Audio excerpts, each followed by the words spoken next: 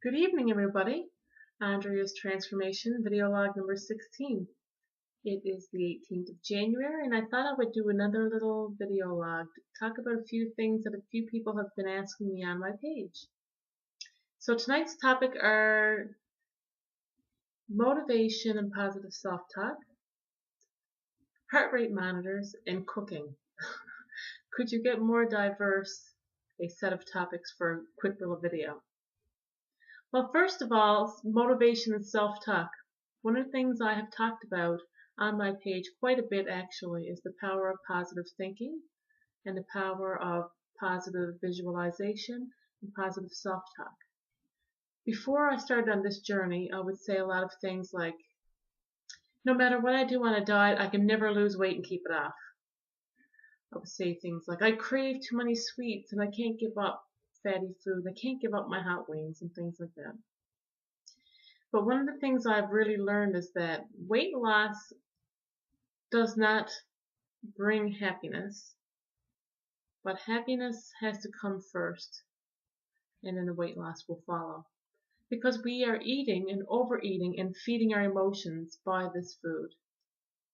So some of the positive self-talk things I started by saying to myself were, I am going to be, or I am a more positive person. I am a happy person. I choose to be happy. Happiness is a choice you make.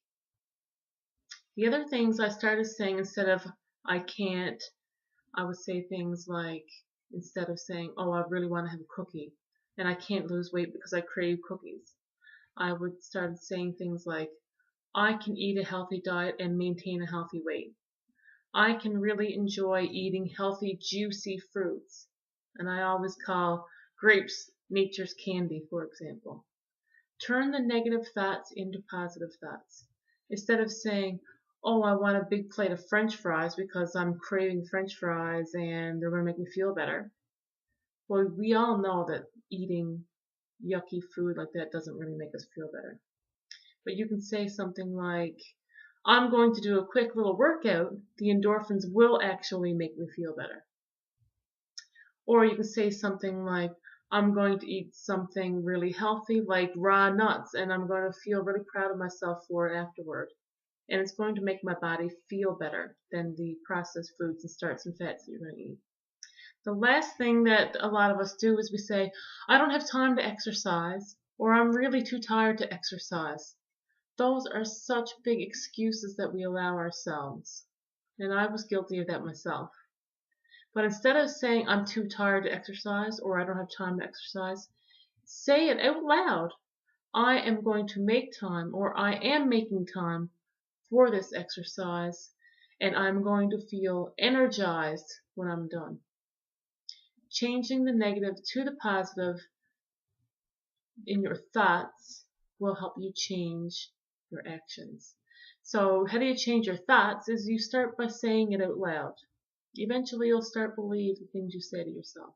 Look at yourself in the mirror and say things like, you are going to be very healthy and you are going to make the right choices today. And believe it and you will do it. Okay, next topic was heart rate monitors. Okay, so somebody asked me which heart rate monitor is best. Well, since I don't own an array of heart rate monitors, I just own one. I own a Timex heart rate monitor. It has a chest strap, and I bought it on leftlanesports.com.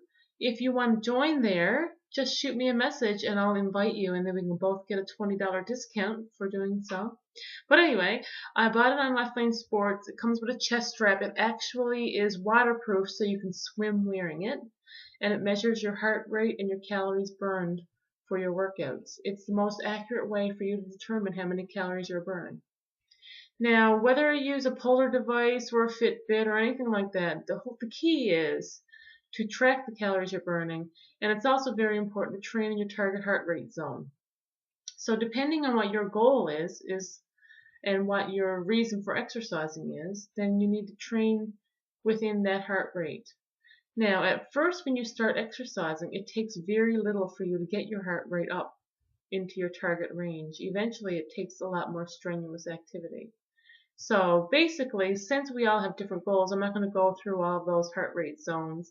Everybody's maximum heart rate zone is going to be different, and there are lots of tools online for you to calculate your maximum heart rate. And how do you determine what your ideal goal for weight loss, for example, would be? So 60 to 80% of your maximum heart rate basically for fat loss. So, go to Google how to train for whatever it is your goal is, and then you can figure out what your heart rate should be. Or that's what I did. And my target heart rate zone is 140 to 170. I very, very, very rarely go past the 170 mark. It takes an awful lot of strenuous activity to get me up that high now. I probably should recalculate my zones since it's been a while since I calculated them. And the last topic was cooking. Somebody asked me where I get all these wonderful ideas for recipes. I am the worst cook on the planet. I have the most boring diet of anybody I've ever met, and for some reason, when I'm posting it, it seems really exotic to some people. But anyway, basically, my diet consists of egg whites. Every now and again, I'll throw in a whole egg if I have a lot of extra calories or if I'm low on fat during the day or something. And I eat a lot of oatmeal, fresh fruit, fresh vegetables, chicken, and fish. So basically, I throw all of my veggies in a bowl and throw balsamic vinegar on it, and that's my salad. Or I throw my veggies in a bowl in a stir-fry pan, put a bit of olive oil, cook them up, and throw a bit of salsa or something like that on top, and that's my stir-fry. So I don't really have a lot of great recipes, but I will say that the key to growing your natural and your healthy diet, like expanding the foods that you eat, is every time you go at the grocery store every week, pick up something different that you haven't had before. Some people mightn't have had eggplant or spaghetti squash or kale or bok choy or any kind of green, leafy, or root vegetable or whatever. Bring it home and try it. You might just be surprised, and if you're not sure how to cook it, we all have the world's most amazing search engines on our computers, so Google how to cook bok choy, and you'll find a million different things there. Just try to find recipes with spices that you enjoy and that you use in your kitchen.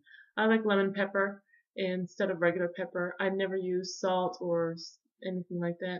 I actually don't own any spices other than savory that you would make for dressing. So for me personally, I don't find the taste of vegetables to be bland. I don't need the extra spices, but some people do. Anyway, I think I've taken up enough of your time for tonight. That's this edition of Andrea's Transformation Video Log. And until next time, if you have any questions, feel free to shoot me a line. I'm always willing and able to help people clarify some things. And also, keep working at it. Keep plugging away. What I have found is that I can't believe that 2 years has passed. If I had sat down and thought about where I would be in 2 years, I don't know if I would have visualized exactly where I am right now. So keep plugging away, one good choice at a time, 30 seconds of a workout at a time, and you'll get there too. Thanks a lot for watching, and talk soon.